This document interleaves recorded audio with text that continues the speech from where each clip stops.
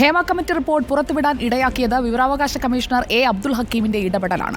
എഴുത്തുകാരനും പ്രഭാഷകനും മാധ്യമപ്രവർത്തകനുമായ അബ്ദുൽ ഹക്കീം വിവരാവകാശ കമ്മീഷണറായി ചുമതലയേറ്റതോടെയാണ് 4.5 വർഷമായി സർക്കാർ മൂടിവെച്ച റിപ്പോർട്ട് വെളിച്ചം കണ്ടത്.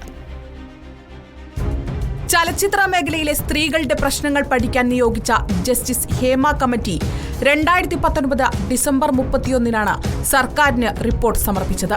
11 ദിവസങ്ങൾക്കു ശേഷം റിപ്പോർട്ട് ആവശ്യപ്പെട്ട് വിവരാവകാശ കമ്മീഷനു മുന്നിൽ അപേക്ഷയെത്തിയിരുന്നു. റിപ്പോർട്ട് ഇപ്പോൾ ലഭ്യമാക്കാൻ കഴിയില്ലെന്നാണ് അന്ന് കമ്മീഷൻ അറിയിച്ചത്. പിന്നീട് റിപ്പോർട്ട് ആവശ്യപ്പെട്ട് നൽകിയ അപ്പീലുകളും നിയമസഭയുടെ അവകാശങ്ങളടക്കം ചൂണ്ടിക്കാട്ടി മുൻ കമ്മീഷണർമാർ തള്ളി. മുഖ്യമന്ത്രി പിണറായി വിജയന് നേരിട്ട് നൽകിയ റിപ്പോർട്ടിൽ 300 പേജുകളാണുള്ളത്. WCC ഉൾപ്പെടെ പലവട്ടം ആവശ്യപ്പെട്ടിട്ടും റിപ്പോർട്ട് പുറത്തുവിടാൻ സർക്കാർ തയ്യാറായിരുന്നില്ല. പിന്നീട് മുഖ്യ വിവരാവകാശ കമ്മീഷണറായ അബ്ദുൽ ഹക്കീമിന്റെ ഇടപെടലാണ് റിപ്പോർട്ട് പുറത്തെത്തിച്ചത്. സ്വകാര്യതയെ ബാധിക്കുന്ന വിവരങ്ങൾ ഒഴിവാക്കി ഹേമ കമ്മിറ്റി റിപ്പോർട്ട് പുറത്തുവിടാമെന്നായിരുന്നു സംസ്ഥാന വിവരാവകാശ കമ്മീഷന്റെ ഉത്തരവ്. വിവരം പുറത്തു നൽകുന്നതിന് സർക്കാർ എതിരഭിപ്രായം അറിയിച്ചിട്ടില്ലെന്ന് വ്യക്തമാക്കിയും നിയമപ്രകാരം വിലക്കപ്പെട്ട വിവരങ്ങൾ ഹർജിക്കാരൻ ആവശ്യപ്പെട്ടിട്ടില്ലെന്നും ചൂണ്ടിക്കാട്ടിയാണ് റിപ്പോർട്ട് പുറത്തുവിടാൻ ജൂലൈ 5 കമ്മീഷൻ ഉത്തരവിട്ടത്. News desk reporter.